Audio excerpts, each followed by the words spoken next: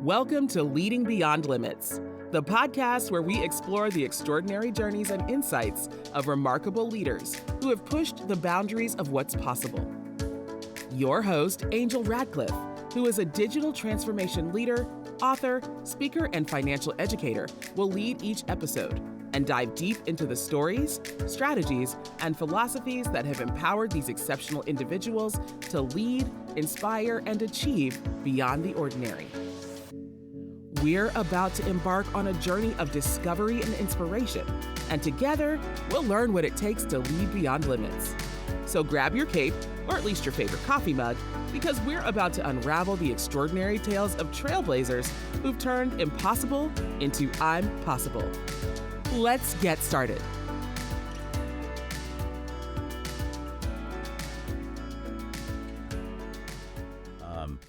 Imagine you hire the absolute best drivers in the world. Okay. You put them on this entirely empty, perfectly paved, multi-lane highway, and then you immediately build a toll booth. Oh, wow. Right? You force every single one of those elite drivers to stop every single mile just to hand you a coin. That is incredibly frustrating just to picture. It is. And I mean, you aren't directing traffic, you aren't making the journey safer, and you certainly aren't speeding things up. No, definitely not. You are just forcing everyone to acknowledge that, hey, you are still in charge of the road. Yeah, you're making them prove you exist. Exactly. And that dynamic, the incredible friction we introduce into our own organizations is what we are unpacking today. It's such a pervasive issue. It really is. Yeah. We're looking at a specific leadership micro scenario today. It's from this book called Leading Beyond Limits. And the scenario revolves around a premise that is literally just 5 words long. Just 5 words. Trust is the ultimate currency. Trust is the ultimate currency. Yeah, and it pairs that premise with a really sharp diagnosis, which is that micromanagement acts as a literal tax on speed. A tax on speed. I love that phrasing. It's so accurate, right?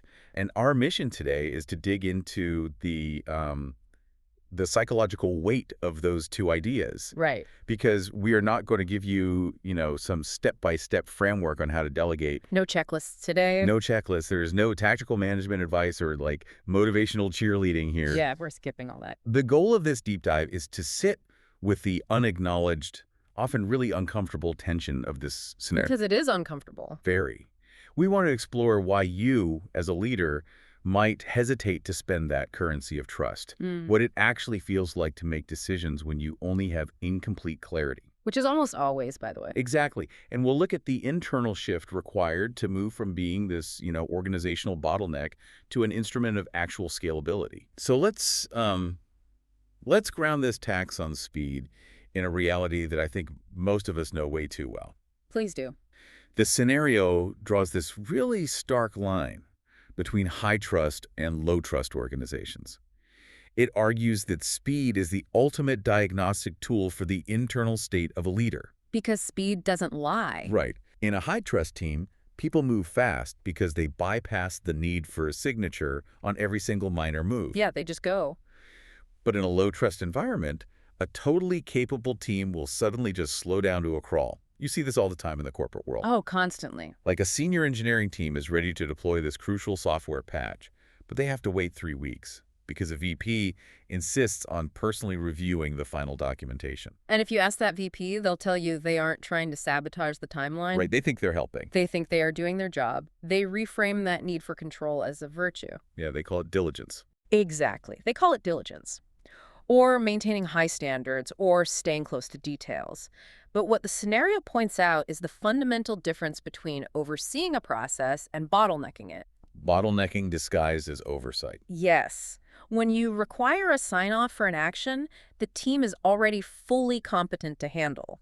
Which they usually are. Right. You aren't improving the quality of the work. You are just levying a tax. You are bleeding the speed out of the system day by day, email by email. It's honestly just like setting up that toll booth on the empty highway I mentioned earlier. It really is. The team knows the destination. The road is clear. The cars are completely capable of driving the speed limit. Making them stop to hand over a metaphorical coin doesn't manage the traffic. No, it just stops it. It just reassures the person sitting inside the booth, the toll collector, Yeah. that they are still relevant, that they are still an essential part of the machinery. And the danger there is that The toll collector genuinely believes they are performing a vital service. They think they're the hero of the story. They do. But the delay between a team member having the right solution and being, permitted to execute it, that delay grows longer with every unnecessary checkpoint. And people notice that. Oh, the culture completely changes. The team realizes the highway isn't actually meant for driving. It's meant for waiting. It's meant for waiting in line. The scenario uses this vivid phrase for this. It talks about a team being perpetually stuck in the waiting room for a final okay. A waiting room. Man, that is an incredibly stagnant image. It really paints a picture, doesn't it? Just you just picture the flickering fluorescent lights, the outdated magazines on the little table just sitting there in suspended animation until someone finally calls your name. The energy just drains out of the room. Completely trapped. Yeah. But let me challenge this framing for a second. Okay, go for it. Because if I am the leader listening to this, if I'm the person who's ultimately responsible for the P&L. The one whose neck is actually on the line. Exactly. The one who has to answer to the board or the shareholders if things go totally sideways. Isn't keeping a team in the waiting room just like a responsible way of gathering all the facts? Like, wow. Shouldn't I seek total certainty before I give that final okay? Demanding the full picture before moving forward feels like fiduciary duty. It doesn't feel like a power trip. And that is the most natural defense in the world. Right. Because it sounds rational. On paper, it sounds entirely rational. The problem is that it assumes total certainty is an achievable state.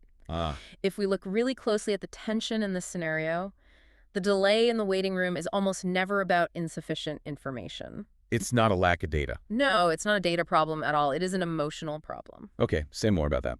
In modern business, the puzzle is infinite. You are never, ever going to have all the pieces.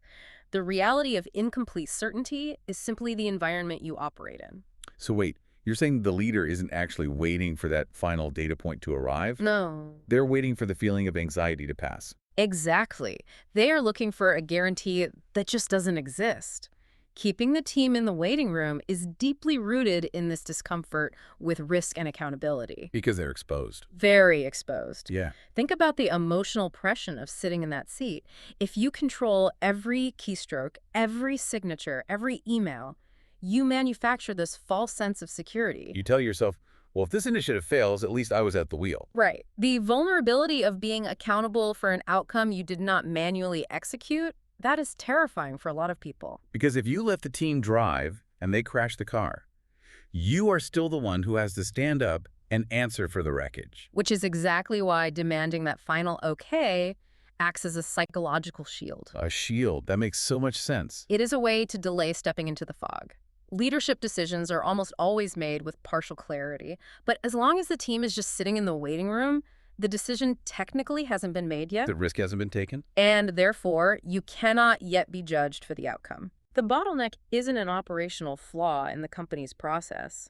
It is the leader's personal defense mechanism against vulnerability. That reframes the entire concept of organizational speed. It really shifts the blame, doesn't it? It does. If the bottleneck is just an emotional defense mechanism, the cost of the leader protecting their own comfort is literally the scalability of the entire business. It's a huge cost. Let's connect this back to that opening premise from the scenario. That phrase, trust is the ultimate currency. Right. Think about the literal definition of currency. If you aren't spending it, it's just sitting under a mattress depreciating. Yes. Inflation just eats away at it. You get zero return. Right.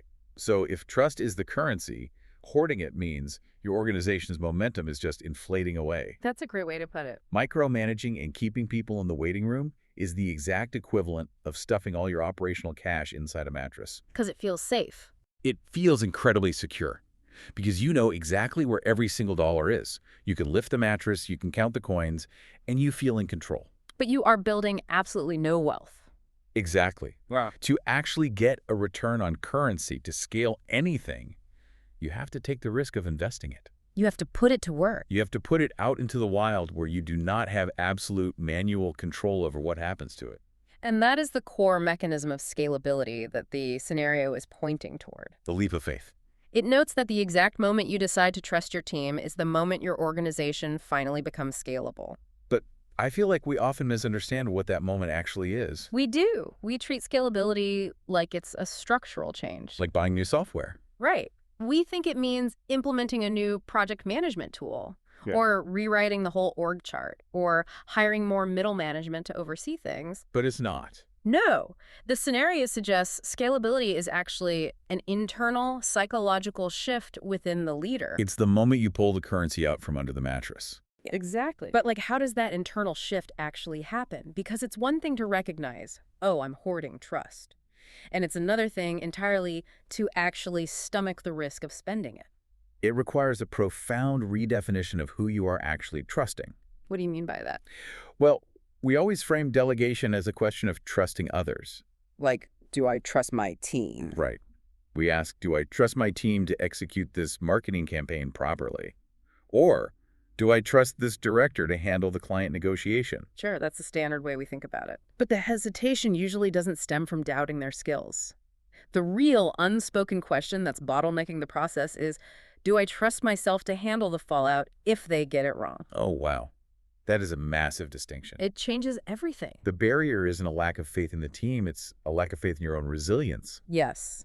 And that realization is the foundation of moving forward responsibly. So you have to trust yourself first. You cannot scale an organization until you trust your own capacity to navigate failure. Because failure is inevitable. It is. Letting a team act without your final signature means embracing a really messy reality. Yeah. It requires the judgment and the presence to say, look, I am empowering you to make this decision. I am actively choosing not to review every single detail. Which is terrifying. Terrifying. But you have to say, if it goes sideways, if we lose the client or the launch fails, I trust my own capability to help us fix the problem and face the consequences. That completely flips the traditional script on what strong leadership looks like. It really challenges the stereotype. Because the classic archetype of the strong executive is the person with all the answers. A mastermind. The one directing every single play from the sidelines, catching every error before it even happens. But this scenario suggests that the strongest leader is actually the one who can tolerate the immense discomfort of not knowing every detail. The one who can tolerate the fog. Yes, the one who can sit with the anxiety of partial clarity, resist the urge to jump in and intervene, and still allow the machine to run at full speed. It is a quiet discipline. It is. And honestly, it is so much easier and so much more immediately validating to just be busy. To feel important. Yeah, it feels like real work to demand reports and scrutinize slide decks at 9 p.m. and hold endless review meetings in the waiting room. Stepping back doesn't feel like work. Stepping back feels unnatural. But true leadership, at least in the context we are discussing today, is often defined by restraint.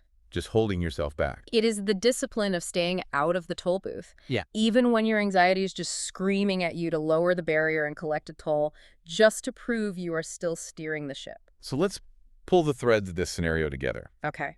The core tension we've been exploring isn't about operational efficiency. No, And it's not about finding the perfect delegation framework. definitely not. The ultimate barrier to your organization's speed and scalability is not your team's capability. It's not the complexity of the market. The barrier is your own internal threshold for discomfort. It's your relationship with anxiety. Yes, it's your willingness to make decisions in the fog and accept accountability for actions that you didn't manually control. And as we wrap up this deep dive, the invitation here is not to rush into action. Right. Don't just go change a bunch of processes today. Please don't immediately open your laptop and draft some new policy on decentralized decision-making. Give it a minute. Give it a minute. We want to leave you with a space for quiet reflection. Yeah. The scenario poses a really sharp diagnostic question, and it's one that requires absolute honesty to answer. Does your team feel truly empowered to act, or are they currently stuck in the waiting room for your final okay? Picture that waiting room. Just think about the specific people sitting in it right now.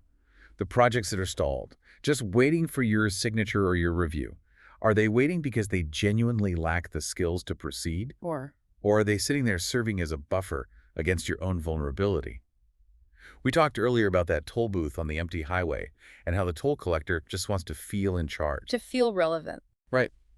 So as you go about the rest of your day, we want to leave you with one final thought to mull over. Something to really think about. If your organization's speed is ultimately dictated by your own personal comfort zone, are you actually leading the business forward, or are you just managing your own anxiety? Thank you for tuning into another inspiring episode of Leading Beyond Limits. If you enjoyed today's conversation and want to hear more from our incredible guests, don't forget to subscribe, rate, and review us on your favorite podcast platform. Your feedback means the world to us. And if you have a remarkable leader in mind who you'd like to hear on our show or any questions and comments, feel free to reach out to us. You can find our contact information in the show notes. Remember, leadership knows no bounds, and with the right insights and determination, you too can lead beyond limits. Until next time, keep reaching for the stars and leading with purpose.